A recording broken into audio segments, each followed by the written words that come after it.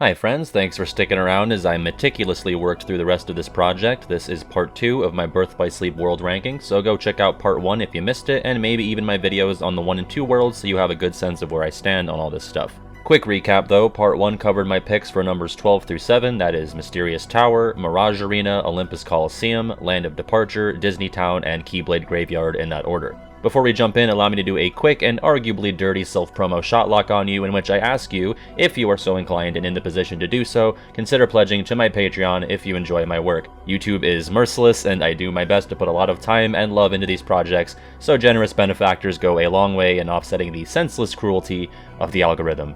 How was that today? I try to shill for myself as gracefully and honestly as possible. Without further panhandling, here is number 6.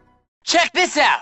Of all the properties that were given worlds in Birth by Sleep, I think the one I was most curious about getting the Kingdom Hearts treatment was Snow White and the Seven Dwarfs. One of the very few things I knew about the game prior to release was that the protagonist would be visiting the princess worlds that weren't explored in KH1. Sleeping Beauty was the easiest one to rationalize since it had knights and dragons and all that. Cinderella was a bit trickier, but I do remember thinking they could just shrink everyone down and do the world that way, since it seemed like Toy Story was nothing more than a pipe dream at that point. But I really had no clue how they'd pull it off for Disney's oldest theatrical property in Snow White. So Dwarf Woodlands, at least for me, is an exercise in that classic Kingdom Hearts creativity, not unlike what we saw with Alice in Wonderland or Steamboat Willie before, and what we'd see with Fantasia in the future. Mainly, I'm just impressed that the devs managed to take a relatively nondescript setting of a generic 19th century fantasy meadow and turn it into a decently solid Kingdom Hearts level. There are Disney worlds in this series that only pull some material from the source movie, and some just flat out don't use half of it, which we'll talk about, but Dwarf Woodlands basically takes advantage of everything it can to flesh itself out as, at absolute worst, a replacement level world. Or at least it uses like every scene I can remember from the movie, which I only watched for the first time during the early months of Rona.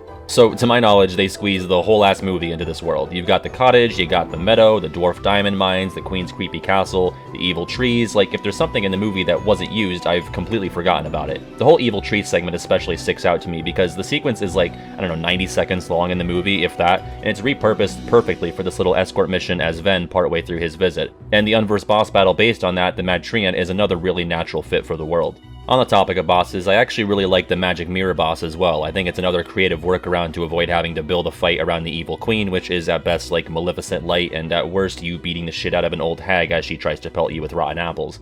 I mean, I guess that could have been kind of fun.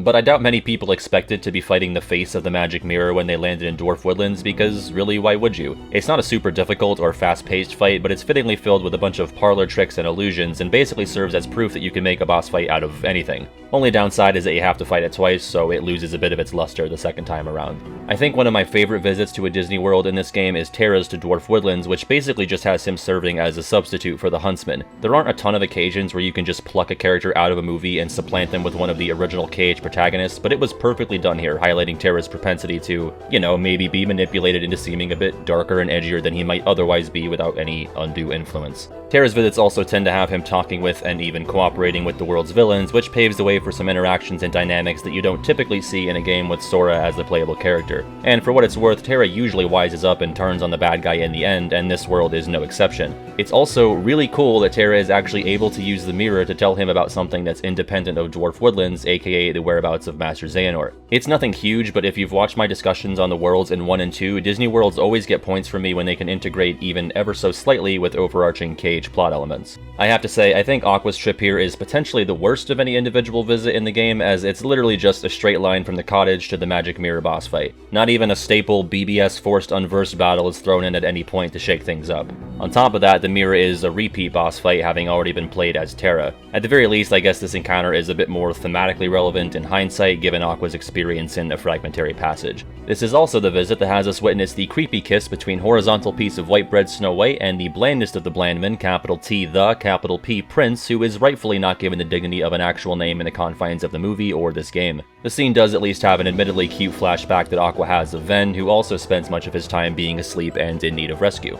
Speaking of Ven, his visit is pretty middling, but I do actually like that aforementioned escort sequence, and Ven's trip is the only one to include the diamond mine, which features the little dwarf hunting minigame, which definitely happens, and that's all I really have on that. One thing that always kind of annoys me is anytime a character tries to convince Ven or Aqua into thinking Terra is this evil dickhead, and not because they're wrong, which they are, but because I actually think it'd be really interesting on a first playthrough. But when Nomura's suggested play order is Terra, Ven, Aqua, all of the drama and intrigue is immediately sucked out when the dwarves suggest to Ven that Terra sent a big mob of monsters after Snow White. Like, you can probably logic out that he most likely didn't do that, regardless of when you play as Terra, but there's not even any room for misunderstanding when you play through the entire world as Terra already, and he did nothing of the sort. Level design-wise, the world is pretty much a straight line that would hypothetically go from the Diamond Mine up to the Mirror Chamber if you could run that whole stretch as one character. In the macro sense, it's nothing flashy, but I always point to the vault in the Queen's Castle as an example of a room that's a much happier medium between the tighter room design of KH1 and the more open areas in KH2. Overall, I consider Dwarf Woodlands to be a totally satisfactory outing and ultimately successful representation of the absolute titan that was the 1937 film. Want some? Not since Halloween Town in KH1 has the world ignored literally half of the source material, in this case the Lilo half of Lilo and Stitch. And on one hand, I get it, but on the other, I want to go to Hawaii, you know? That's going to be my main negative sticking point for the world, that it withholds so many characters and the setting that most of us think of when we hear Lilo and Stitch. The environment is similar to my feelings on Dwarf Woodlands in that it's not too memorable in the macro sense, but has individual rooms that are well made and fun to explore. But yeah, taken as a whole, it always just felt like a generic spaceship environment and nothing that immediately brought Lilo and Stitch to mind, save for maybe that containment pod, which just brings me back to my disturbed experience as a child at Magic Kingdom's Stitch's Great Escape attraction, which nearly ruined the character for me. And yes, I know they revamped it from the alien encounter attraction that preceded it with the sole intent of making it less scary, and yet it still managed to bother me. Look, I don't like being spit on in the dark, alright? I say as much in my Tinder bio. I thought it was scary. I'll fully admit to being smart, handsome, funny, modest, never said anything about brave. Not that brave. Hoo-hoo, nope, not you. Anyway, I always thought of this world as like the new version of Neverland, despite Neverland actually appearing in this game. But remember in KH1 when it becomes apparent there's going to be a Peter Pan world and then it turns out it's basically all on the pirate ship? Those same feelings were basically replicated in this game, but with Lilo and Stitch and a spaceship. It's an entire level with a bit of a misnomer name that takes place on this mode of transportation, this time without as much rising tension in the plot, but with a lot more character scenes. While every world after Radiant Garden explores the relationships between the protagonists in at least some manner, Deep Space feels like the closest thing to a direct sequel to that world, which featured some fallings out and harsh words that we'll talk about later. This follow-up is delivered with Stitch as the focal point, who meets each of the heroes at different times and fosters a connection with all three of them. And I fucking love that he makes his own Wayfinder out of a bunch of space junk after seeing Terra's. It's kind of like a more pleasant remix on how another experiment tried to express his understanding of hearts, this poor guy from Halloween Town in KH2. Except this time, these efforts to express oneself are considered cute and Stitch isn't killed for it. And the parallels don't end there. There's another fun moment where Ven, who's been told this entire game that whatever he's doing is too dangerous, basically repeats the statement verbatim to Stitch, who is now effectively a little blue mutant Ven who just wants to help and see cool shit. Makes you wonder if Ven knows that everyone who's saying that to him is probably totally correct, and maybe he's just glad to have that chance to use the line on someone else. And, I don't know, maybe I should consider teaching yoga based on how much of a stretch this might be, but I think you can kind of draw a bit of a parallel between how Aqua treats both Stitch and Terra. In both cases, Aqua starts off kowtowing to an authority figure, whether it's Ericus or the Grand Councilwoman, both of whom imply, either directly or indirectly, that Terra or Stitch are dangerous and need supervision. Now, they're both right to a degree, but Aqua does kind of just blindly believe it and charge in because someone older than her told her to. And for both Stitch and Terra, they are dangerous and capable of destruction, but pretty wildly misunderstood because of it. All that stuff serves as the main reasons why I have Deep Space held in pretty high regard in spite of how much of the source material isn't used and the sort of uninteresting setting. Though I do really like rooms like the ship hub and the prison block, which allow for some platforming puzzle stuff. I'm also a big fan of how, especially on Terra and Ven's visits, you're given a decent stretch of time to just explore the ship without much interruption through either cutscenes or event battles. Another highlight of the world for me is actually the inclusion of Experiment 221, or Sparky as he's known outside of the game. I mean, the boss fight itself is kind of frustrating since you're stuck playing it as Terra, who's pretty much the antithesis of a quick-moving electric rabbit rodent thing. But I always thought it was really cool that the devs expanded the scope of things they could pull from to include in the world, since this character isn't actually from the original movie, instead appearing in a bunch of spin-off material. Also, I know he's literally a self-proclaimed evil genius, but like, fuck Dr. Jumba, he tried to murder Terra by sticking a thunder rat on him. Add that to his list of crimes. Despite fighting it before even landing on the ship as Ven, and then later on at the end of the level, I'd like to assign the least memorable unversed boss award to Metamorphosis, who in my notes for this video was referred to solely as Big Jellyfish Fucker. I played through this entire game specifically for this project and to refresh my memory on everything, and I've already forgotten everything about Big Jellyfish Fucker. In spite of that, I think I'll have Ven's visit as my favorite of the bunch, mainly due to his other gameplay segments, as well as having the best interactions with Stitch, including a genuinely kind of sad scene where they're separated at the very end of the world. Then I'd probably have Terra next for his boss fight against Sparky and the really long stretch of gameplay where you just get to wander around the ship without being herded down a funnel to the right area.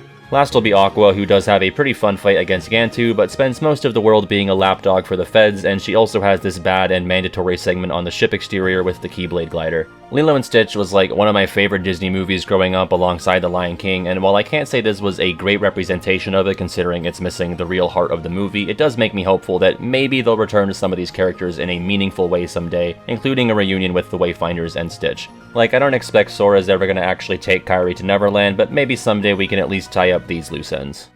Piece of cake! Castle of Dreams is a weird one. To be honest, I think it's this high up solely because of Ven's visit, because otherwise it's not the most visually interesting or fun to explore. But how did he get so small? As I referenced earlier, I always thought it'd be fun to have a world where the characters are all minier than a war criminal's wife, and while Toy Story was always the obvious one, at a point I basically abandoned all hope that Pixar stuff would ever see the light of day in this series. So Rescuers, Great Mouse Detective, Fun and Fancy Free, Cinderella, I don't care, just pick one, shrink everybody down, have them fight to the death with a house cat. Granted, they really only went full tilt down this route with 1.5 of the characters' visits here, and while I think the world is far more interesting when you're a few inches tall, I do have to count my blessings that we didn't spend 3 campaigns running around with this fucking guy. There are echoes here of what I was saying about Dwarf Woodlands, and that this world is kind of an exercise in creativity. I think the setting demands a bit more in the way of original creations and scenarios more than something like a Neverland or Enchanted Dominion. Again, I think this is most well done through Ven's visit, while the others leave a bit more to be desired, but it's not all bad. Not unlike the unversed boss from Dwarf Woodlands, Aqua's boss here, the Cursed Coach, is honestly the best I can ask for as far as an unversed boss based on Cinderella. It also fucking carpet bombs Lady Tremaine and the evil stepsisters, and that's hilarious. Can't really say the same for the Symphony Master, which, yeah, this is the only world that gets 2 unversed bosses, and it shows because this guy could be plopped into a Beast Castle, or even more fittingly, Symphony of Sorcery, and you wouldn't really bat an eye. He doesn't really evoke thoughts of the source material in the same way that the Carriage or even Big Jellyfish Fucker might. But if they made an unversed out of a giant glass slipper, I'd probably be calling it dumb, so maybe there's no pleasing me. Ironically, I think I like the actual fight with the Symphony Master more though, what with the whole guard armor-esque limb thing going on with the instruments, all of which attack you in different ways, which is cool. It also always reminds me of Cortez from Paper Mario the Thousand Year Door for that. But my favorite boss here, unsurprisingly, is the one against Lucifer, because it absolutely necessitates that you're small for the fight, otherwise it's an open and shut case of animal abuse. At least here Ven can claim self-defense. It's probably the most normal opponent you fight in any Kingdom Hearts game, because even if you're going toe-to-toe with another human, they probably have a gunblade or giant ninja stars that make the encounter veer away from reality, and even then, those guys are never trying to kill you. But this overweight cat wants you dead. I mean, this is Disney magic right here. As I've already stated, Ven's visit is definitely my favorite for the boss, the environment, the level design, as well as this whole sequence where you gather the materials for the dress. It's potentially my favorite non-combat portion of the game because, surprise surprise, it asks you to explore an environment and figure out how to move about the wardrobe room in order to collect everything. I'm sure I'm coming off as very predictable and one note at this point, but it really harkens back to KH1 with sequences like the raft materials and provisions during the tutorial or the evidence in Wonderland. It's not too long, it's not too easy or difficult, and you actually have to think about how to maneuver and what part of the room you need to enter from in order to collect everything. I recognize that if I really want more platforming stuff, I can go play an actual platformer, but this sort of stuff was part of the KH1 experience that I clearly hold so dear, so naturally anything that looks or smells like that is gonna get big points from me. On the topic of things that get points for me, any time where a Disney World isn't made to feel like an insulated side adventure getting in the way of the overarching KH plot, and instead something that feels like it's being naturally blended with the overall narrative. And this isn't like a super interesting example or even the best one in the game, but just this brief moment at the beginning of Aqua's visit and the end of Terra's that has the two passing each other by, it just makes the experience feel a bit more alive, if that makes sense. The characters constantly reference each other and their actions, but this is like one of 2 times outside of Radiant Garden and the Graveyard that we actually see them bump into each other. Granted, it's just Aqua telling Terra that Ven ran away and asking if he found Xehanort, and yeah, it could have taken place in really any world, but it happened here, so, you know, props for that. While we're talking Terra, his visit's probably the lamest. He shows up, sees Cinderella crying and having an existential crisis, he fights some unversed, and then the most powerful character in the entire canon, the fairy godmother, shows up. She senses that Terra is losing his religion, so she's like, hey, go watch Cinderella dance, that'll renew your faith. Like, okay, I guess she's really good at dancing. So ensues an escort mission that's a lot more drawn out and less thematically relevant than the Ven and Snow White one. Terra watches Cindy dance, he's like, I mean, that's fine, I guess, and then fights the Symphony Master. Not a ton going on there. Aqua's visit, though, is iconic and is probably at the top of most people's lists and would be at the top of mine if not for my obsession with KH1-esque sequences and the more interesting world design featured in Ven's trip.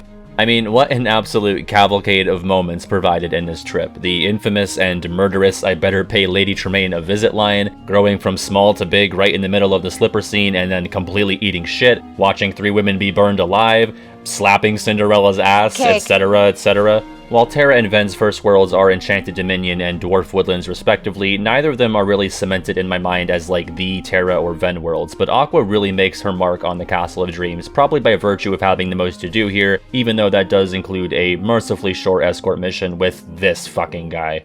Overall, I struggle to really put to words what the point or message is for Castle of Dreams as a world outside of your typical, hey, believe in your dreams and the wishes that a heart makes on a dreamy hope, belief, dream, heart, hope, but I kinda just push all that aside and remember it as a world with engaging, if inconsistent world design and fun character moments. And also for Bibbidi-Bobbidi goddamn. Thank you! I feel like each time I do these world rankings, there's always a world that ends up higher than I anticipated it would. For BBS, the sleeper pick is, fittingly, Enchanted Dominion.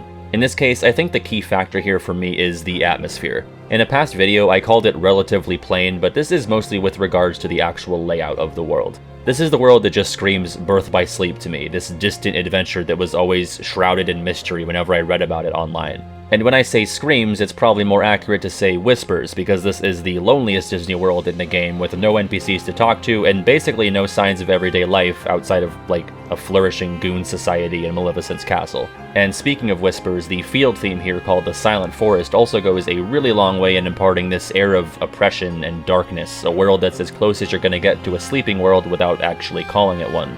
Quick side note, I always misremember it as Maleficent being the person who put everyone in the world to sleep, but it's actually Flora. I had to change my script because of this, so here I am mentioning it. Anyway, Maleficent is actually given a little bit of agency and importance in this outing, in large part due to her interactions with Xehanort and knowledge of worlds outside of her own. And it was only natural that I was going to have a soft spot for this world, considering it's the closest thing we have as a direct prequel to the events of KH1, showing the seeds of Maleficent's plot to capture the 7 princesses. For those reasons, my favorite visit is probably Terra's, since his actions here are most directly relevant to setting up that KH1 stuff. Gameplay-wise, it's admittedly rather short and pretty much has you running in a straight line. I just like the story stuff enough to offset that. But yeah, you show up, fight some Unversed, with Terra really bodying this one in particular, you do story stuff, and then fight the Wheelmaster, which is like Trickmaster, but what if he were into spinning yarn? That's the whole Unversed, there you go. So yeah, not a ton going on that front, but again, the whole Terra being possessed or hypnotized or whatever and coerced into stealing Aurora's heart is going to cast a long and looming shadow over the rest of the game and Terra's arc. And like, yeah, Maleficent preyed on the darkness in Terra's heart to make him do that, but am I wrong in thinking she could have done that to like anyone who isn't Ven or Kairi? Sorry, just another stop on my Terra apologist tour. Also, can I just say how cool it is that you get to forge D-links with villain characters? I don't know why I'm asking for permission. It's like, can I just say this? Yeah, it's your video, fucking idiot. In most respects, D-links are not as flashy and overall sort of lackluster when compared to traditional KH1 and 2 summons, but they do pave the way for calling on the strength of characters who probably wouldn't make sense to show up in the flesh. Anyway, while we don't get to actually see Master Xehanort step foot in the world, his influence is definitely felt through Maleficent, and it makes me wish we could have had him meddling a bit in Castle of Dreams and Dwarf Woodlands, since the Pure Lights who live there are ultimately just as important to one of his contingency plans as Aurora is. Speaking of, actually, what was Maleficent doing between BBS and Kingdom Hearts 1? Because hear me out here. We know she invades Radiant Garden very shortly after this game because the Final Fantasy gang recalls that happened, quote, 9 years ago.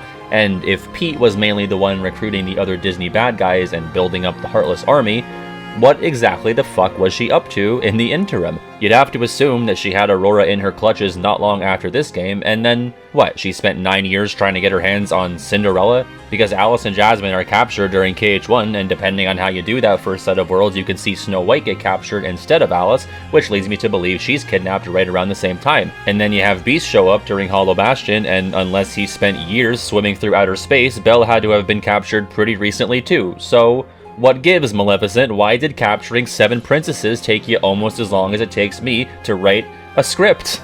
Also, completely unrelated, I just want to get to this now, but I really like the art direction for both Sleeping Beauty and the world based on it, but what the fuck is with this background? Look at these hills.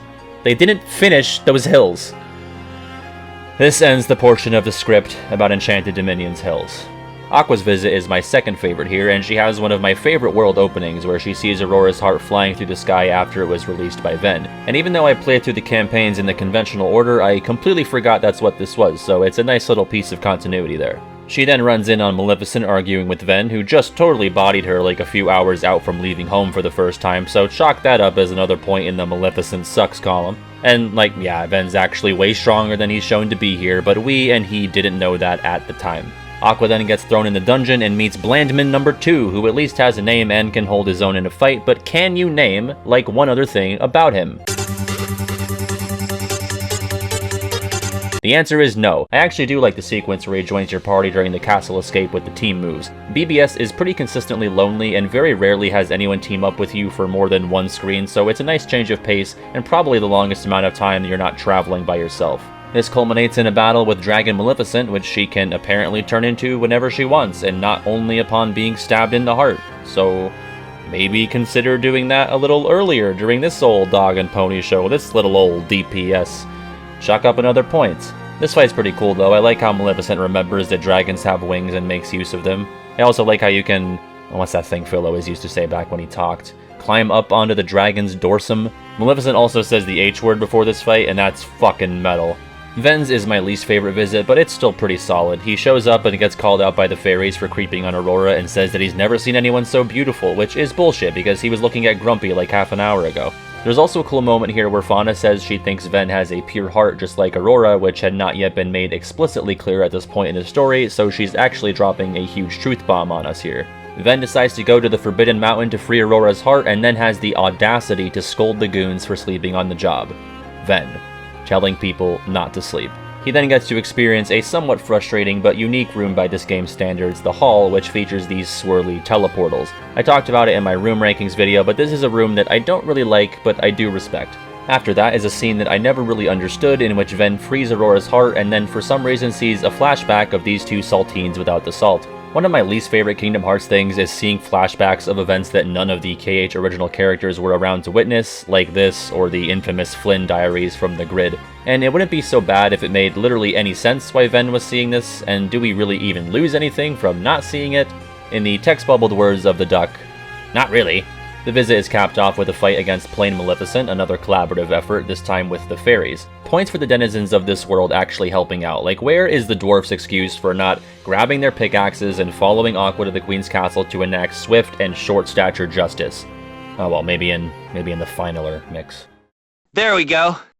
It seems like every time Neverland shows up, even in Days, I tend to really enjoy it either in spite of or maybe because of its consistent inconsistency. It always looks vastly different depending on the game you're playing, sometimes neglecting to actually be Neverland, but I like it nonetheless. It serves as the final Disney World both here and in KH1, and both outings are injected with this mounting tension building up toward each game's finale. KH1 did this by showcasing the back half of Rigu's heel turn and referencing the upcoming Hollow Bastion, and BBS does this mainly through the meddling of Vanitas. Right at the start of Ven's story, he bullies/kidnaps Michael to the Keyblade graveyard, I guess. Should've gone a bit further if you ask me. And in Aqua's, he just shows up for a boss fight at the end of her visit, which is, like, so disturbing to me for some reason. On very rare occasions, we've had boss fights with KH villains in Disney worlds like Zaldin at Beast Castle or Demyx in the Underworld if you want to count that. But even then, the settings were kinda dark and broody, so it didn't seem super out of place. But it's straight up jarring to be fighting this absolute teenage dirtbag edgelord in this bright and colorful environment, especially after he snaps Ven's wooden Keyblade,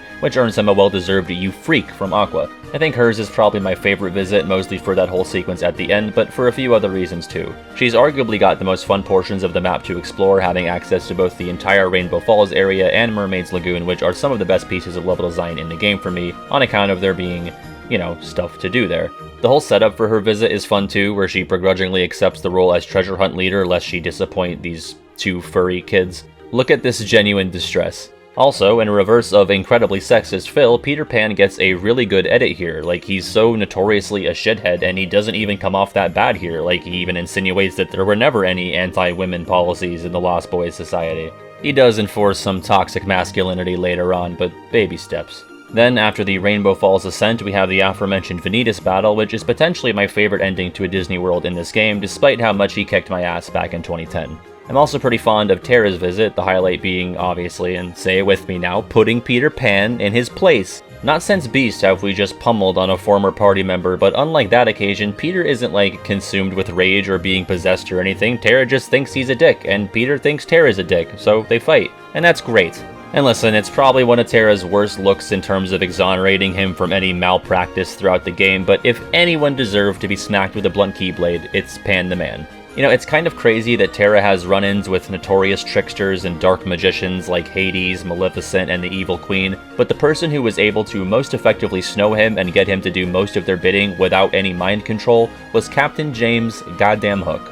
And if you've watched the rankings for KH1, you'll know that I was a big fan of Hook's performance in that first game, and this has not changed for BBS. People are sleeping on this man. He's gold in every scene he's in. There's this one scene where the party rolls up on him and Peter's like, "Fuck off, Hook, we'll kick your ass later." And he's like, "No, goddammit, you're gonna kick my ass right now." You know that meme of the SpongeBob fish saying, "You what?" He delivers that same line in the same way. At one point, he runs away from the crocodile, which provokes this reaction of just pure unadulterated joy. He gets kicked in the schnoz and knocked over by someone like 1/100th of his size. The man gives a monologue to himself about how sad he is that his opponents have supposedly perished, and then he cracks himself up at his own bullshit. Also, in the same scene, Peter Pan completely asserts his dominance over Mr. Smee. Like, I have no idea what's happening here, but Smee is so distressed, and Pan is just ecstatic. It really gets me every time.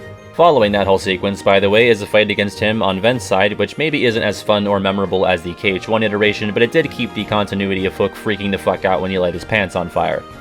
In fairness, I also don't react well to that at all. I will say, the game totally took me by surprise with the whole treasure chest thing. Not necessarily the part where they decide that they can replace all of Hook's treasure with a bunch of junk that holds meaning for them. That part's cute if Pinnacle Kingdom Hearts cheesy, but fine. Which was Terra's idea, by the way, I always forget that. He really is a himbo with a heart of gold. But the part that got me was the game having the absolute gall to have Vanitas snap that shit in half. I was like, wow, Ven's really letting go of this thing that means so much to him, and I guess I just expected that thing to exist in perpetuity, but no. Vanitas is like, "This is a nice symbolic object that represents friendship, and I will now break it like a toothpick." Having seen the gist of how this game ends through the KH2 secret ending, I just figured this was a bad omen for what's to come. And, I mean, it kind of is. Vanitas destroys the symbol of this bond, and yeah, all three of them basically eat shit right after. He won the battle, but not the war with that one. Aqua says that their bond can't be broken so easily, which is true. Some people are bonded by, like, a weird floaty X-sigil thing that you can't even see. You gotta figure out a way to snap that in half if you want to really win the war. Anyway, I don't think the word promise was ever used, but Peter Pan is expecting, like, a lot of people to come back to Neverland at some point, and that's never gonna happen, right? Sora and Aqua both allude to returning someday, but we basically have no reason to go back there, I figure. I'd feel bad for the guy if he wasn't just the most colossal green prick on this side of gummy space. They really should take him up on it someday, though, because Neverland proper is one of the most vibrant and feel-good worlds on the map, even in spite of the constant barrage of cannon fire, which is a great touch, by the way. Music's gone kind of understated in this project, but both the field and battle tracks here are among some of my favorites throughout the entire series. I also cannot overstate how much I like the layout of this world. It feels big and always imparted a sense of adventure, but also wasn't just huge for the sake of being huge. It usually made great use of each room. It's definitely one of the least hallway-esque worlds in the game, with interconnected areas like Mermaid Lagoon and the Cliff Path. Just give me stuff to jump on and objects to hit, and I'm happy. That settles that.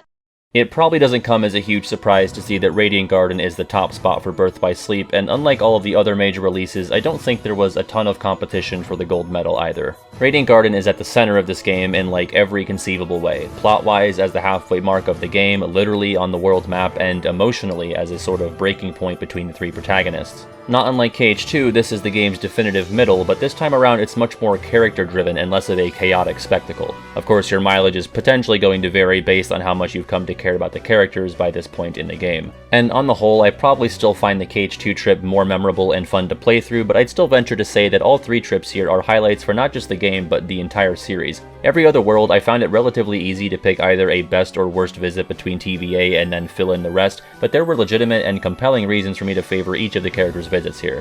Whenever you stop by this world, regardless of whether it's currently going by Hollow Bastion or Radiant Garden, you're going to get some kind of reveal. KH1 played it pretty straight and used the world as a backdrop for consequential reveals about the present, the current state of affairs in the universe of Kingdom Hearts between Kairi's status as a Princess of Heart or Ansem's true nature and intentions. KH2's trip mainly served as a pool of important water to stare into in order to ruminate about the past. We get the first real big, meaty retcon in the series, if you want to call it that, when it's revealed that Ansem is the guy who's not Ansem, on top of the organization letting us know that all of the heartless killing we've done has been for a big old altar of naught.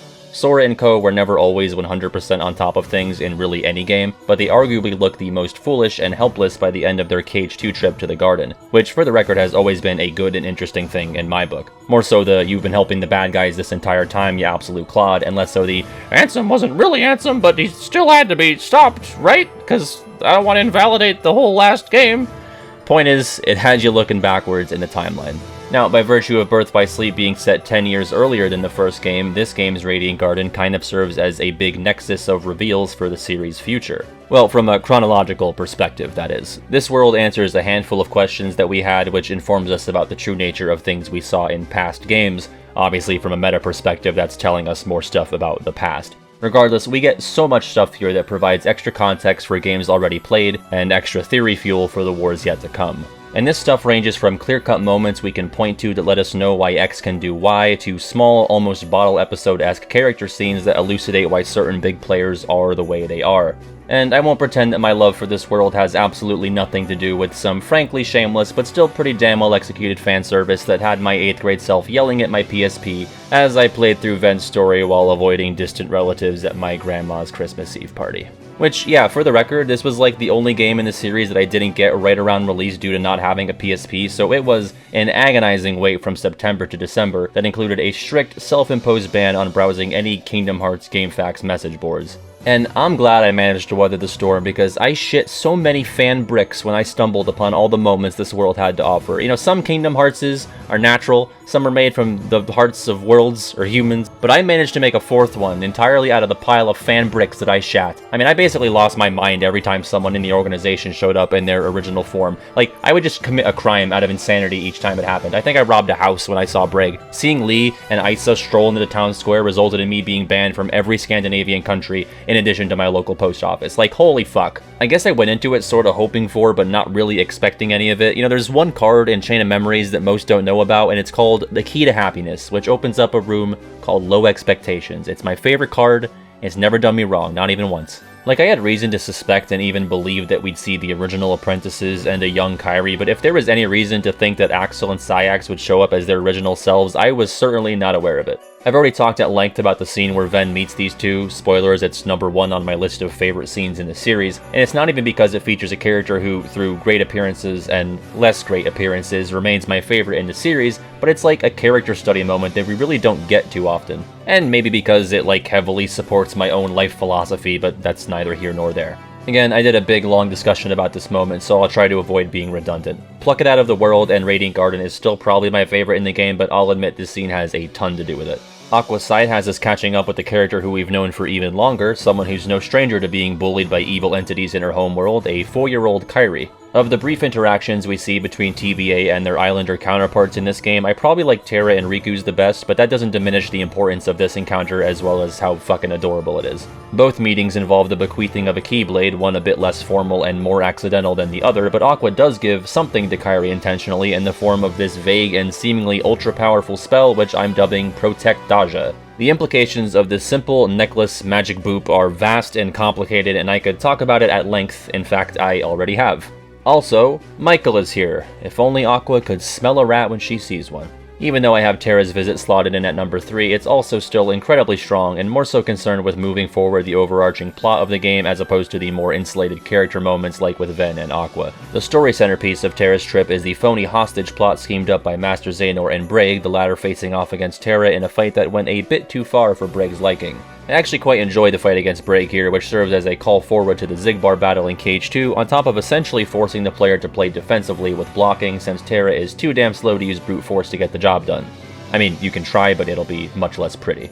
I did wonder at the time to what extent and why Braig had any control over the property of space, but in hindsight, I wouldn't be surprised if he was holding back even more. And you know what, for all the flack that Terra gets, he doesn't even really say or do anything wrong here. He still has reason to believe that Xehanort is a frail old man who's been captured on top of feeling pretty rightfully burned by Ericus and Aqua. He frees him, the guy says a bunch of light darkness stuff, throws in a Master Terra, which definitely gets him a bit giddy, but Terra never commits to anything here. He does his little bow, goes and visits some worlds, generally does more good than harm. If anything, he gaslights himself here by convincing himself that he stole Aurora's heart, which is weird because he recognizes later on that he was being controlled just like Zack by Hades. So, I don't know, he's not really a dumb guy if you ask me.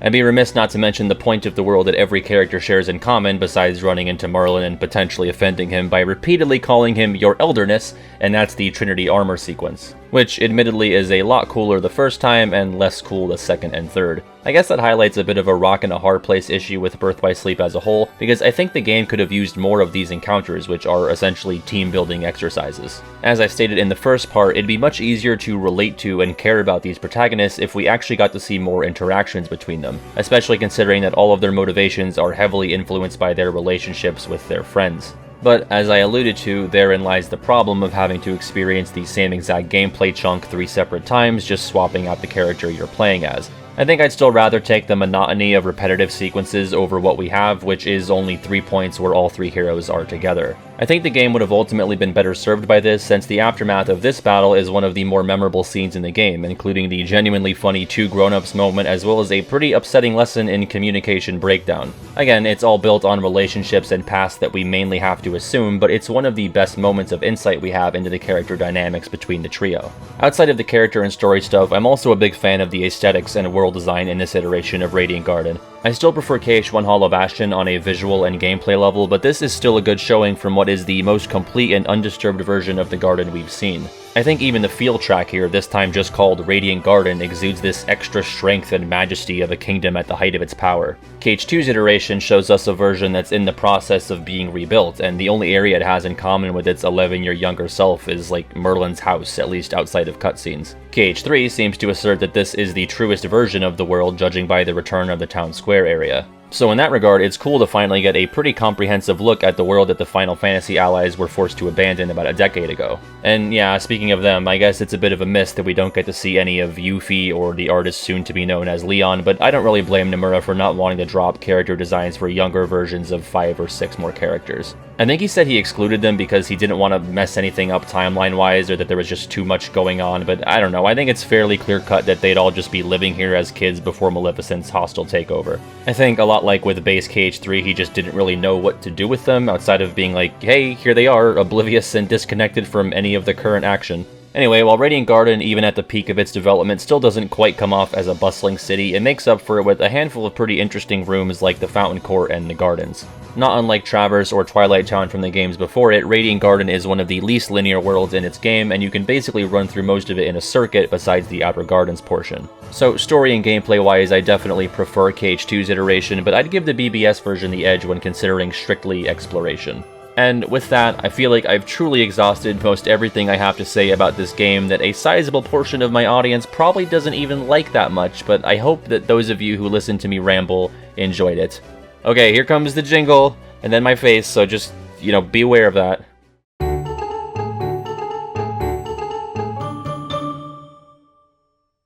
As always, thank you all so much for watching and bearing with me as I got this project done. This was a weird one. I think because I had no footage for it either, in addition to some writer's block, but I have no footage of BBS or Dream Drop just from the room ranking project, so I had to go in and get a ton of footage as well. Anytime I don't use my own footage, I put it on screen, so it's almost never. And now to bookend the video, shameless self-promotion. Twitter, Discord, Twitch, you know what those things do. And, of course, the Patreon! Wow!